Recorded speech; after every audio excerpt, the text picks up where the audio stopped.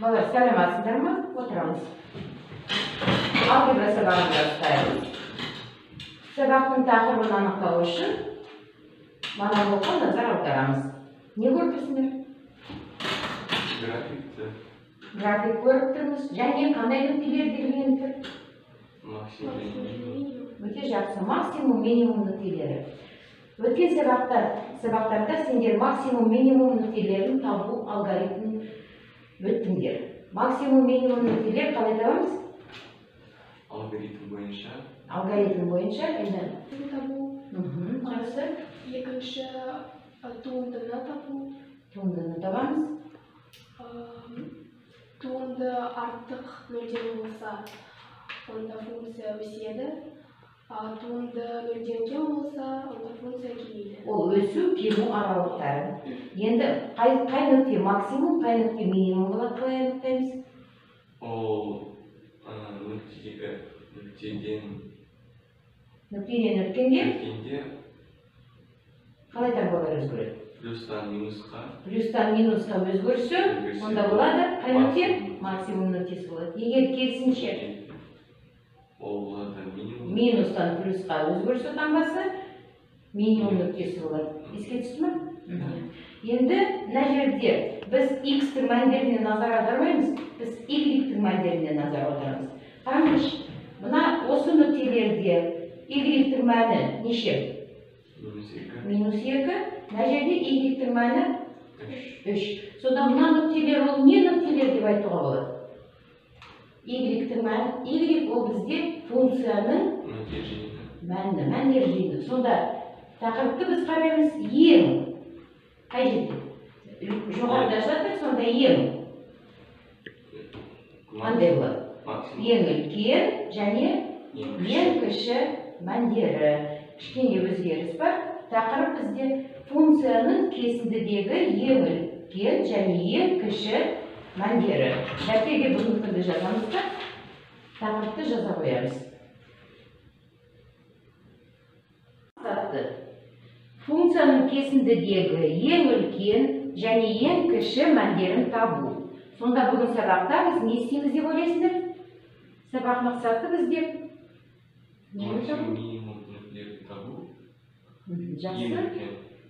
Функцияның ең үлкен мәнін және ең кішкентай мәнін табу нелерді қараймыз? Қарастырамыз. Сосын сол алгоритмді не істейміз? Есепте қолданамыз. Есеп шығаруда қолданамыз. Өте жақсы. Қараймыз, сабақ мақсаты функцияның кесіндідегі ең үлкен және ең кіші мәндерін анықтау алгоритмімен танысу, функцияның кесіндідегі ең үлкен және ең кіші мәндерін табуға есепке шығару. Үйде сендерде болды өткен сабақта функцияны зерттеу алгоритмін білеміз ба? Қалай, неден бастаймыз? Функцияны зерттеу алгоритмі бірінші анықталу облысы. Екіншісі олжық тақтылыққа зерттеу. Сосын Үшіншісі периодын табу. Периодтылықты анықтау. Төртінші осьтермен қиылысу нүктесі. Әрқарайдан жалыстырсың ба? Әрқарай болады, немене? Таңба тұрақтылық нүктелер, сосын экстремум нүктелерін табамыз. Әрқарай асимптоталарын табамыз. Соның нәтижесінде осыны бәрін жинап, не құрамыз? Кесте құрамыз. Ал содан кейін кесте қолданып, функцияның графигін саламыз. Жақсы. Енді функцияның ең үлкен, ең кіші мәнін табу алгоритмі міне сендерде 5 қадамнан тұрады. Ең бірінші қадам функцияның туындысын табу. Дәптерге жазып қоямыз алгоритмдерді. Енді алгоритм бойынша бірінші есеп бірге шығарасыңдар. Функцияны қабылдай қандай? Y-тен x куб қосу x-тен 3. X-тен 3. Аралық 2-ден 1-ден 2-ге дейін. 2-ге дейінгі аралық. Жақсы. Енді алгоритм бойынша жұмыс жасаймыз. Ең бірінші функциясының туындысын табу. туындысын табамыз. Жақсы, бастаңдар.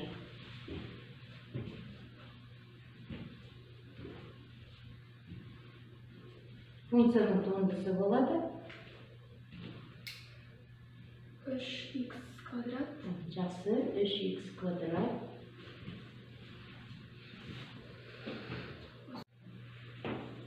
Сосын біз функцияның ең үлкен және ең кіші мәндерін табамыз. Қай нүктедегі функцияның мәндерін табамыз? f1-ден f2-ден 1 және f2-ден. f2-ден. f1-ден бізде шығады 4, Жақсы. f2-ден 1-ден бізде шығады 6,8-ден 1, f2-ден бізде шығады 9,5. Және ең кіші мәні ол болады 4, ал ең үлкен мәні болады 9,5. Ең үлкен мәні болады 9,5. Жақсы. Балалар, енді есептің шешуін тексересіңдер. Тексеріңдер. Қателік бар ма? Қателік жоқ. Қателік жоқ. Барлығы дұрыс. Барлығы дұрыс. Дискриптор түсінікті ме? Жақсы.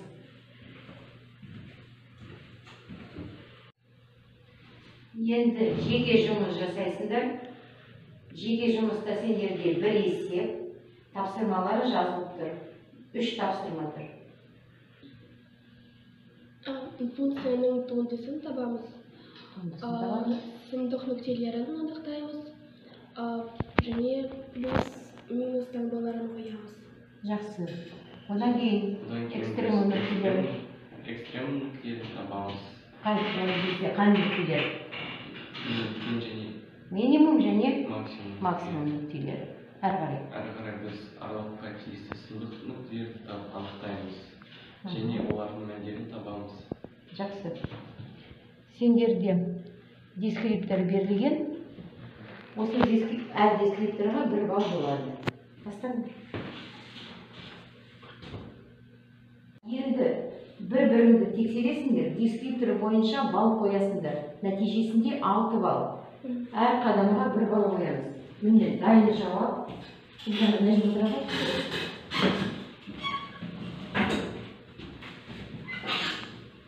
Бір-бірімізді тексереміз, дәптер ауыстырамыз. Балды қойып отырыңдар. Бірінші қадам дұрыс болса, 1 балл қоямыз. Дұрыс болмаса, ештеңе қоймаймыз.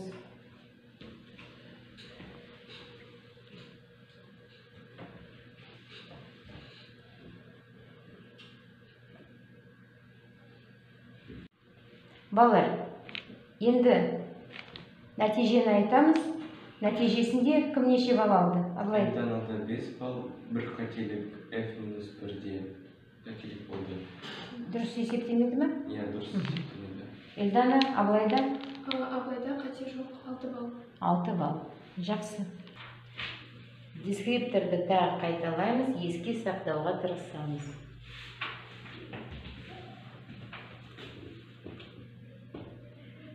Енді сендерде жұппен есеп шығару. Кітаптың номер 51-10, 51-12. 51-10 бірінші есепті бастаймыз. Тақтаға. Эльдана бар.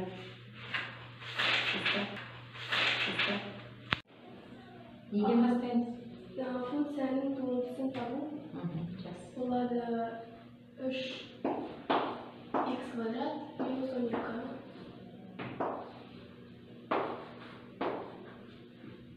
Екінші нөлге теңестіреміз.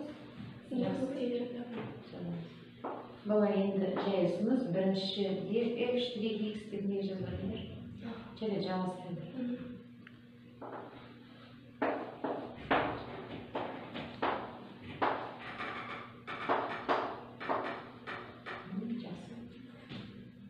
Жақшаның ішіне шығарамыз. Сыртына шығарамыз. Сыртына шығарамыз.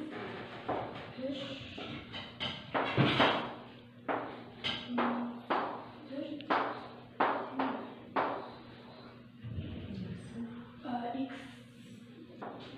x тең неше?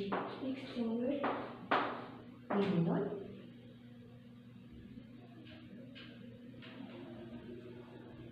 X тең 2. 2 және Минус 2. минус 2.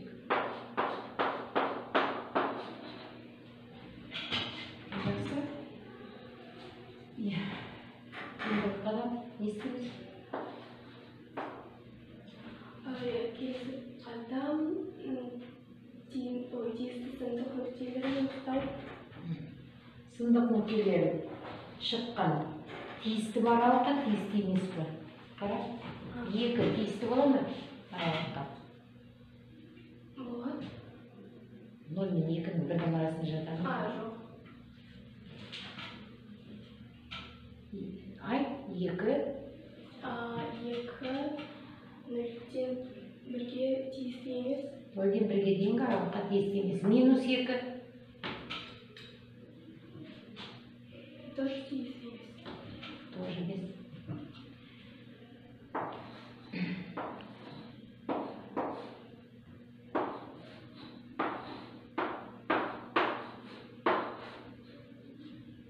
Айта бер. 2 0-ден 1-ге аралыққа тиісті емес. Жақсы. Минус 2 де 0-ден 1-ге аралыққа тиісті емес. 0-ден 1-ге дейінгі аралыққа тиісті емес. Сондықтан осы нүктелерді аламыз ба? Жоқ. Алмаймыз. Енді табамыз.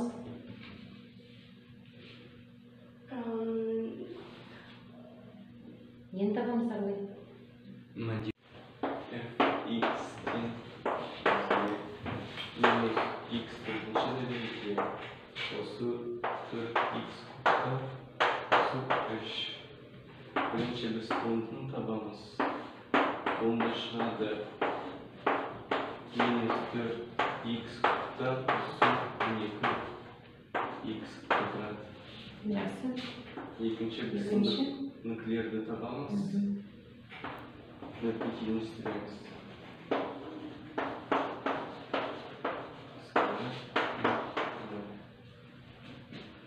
Минус 4x квадратты шығарамыз.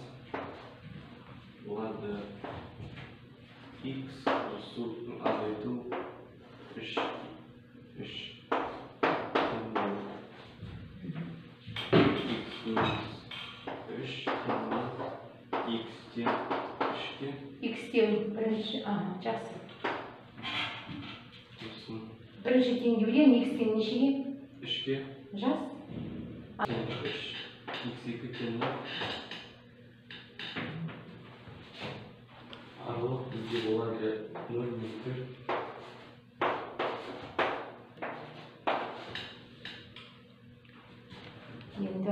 Енді қадам не істейміз? Біз нүктеден ең кіші мәндерін табамыз. Жоқ, тағы бір қадам қалып қойған. Үшінші қадам. Сандық нүктелер аралыққа тиісті ме, тиісті емес пе? Анықтаймыз. Тиісті. Жас? Тиісті аралыққа. 3 тиісті 0 мен 4 аралығында. Сонда функцияның мәнін табамыз, неше нүктеде? 3 нүктеде. 0-де, 3-те және 4-те. Балалар, енді экранға қараймыз. Сендерге міне мынандай сурет берем. Мына жерде кісілердің фигуралары, ол сендер. Сендер өздеріңді қай жерде сезінесіңдер, сол фигураны бояп қойыңдар. Әлде міне жоғарыда отырсыңдар ма, бәрін білем дегендер. Әлде міне төменде ештеме керек жоқ деп жатырсыңдар. Ойланыңдар. Бүгінгі сабақтың нәтижесі бойынша қалай сабақты түсіндіңдер, қай жерде отырмын деп сезінесіз.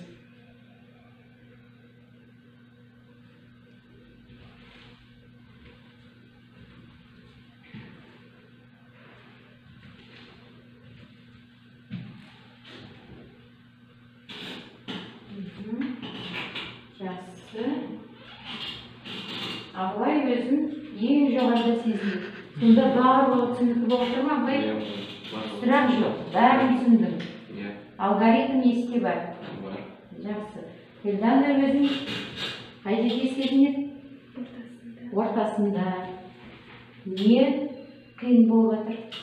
Сонда? Алгоритмді жаттау керек. Жаттау керек. Есте жоқ па әлі?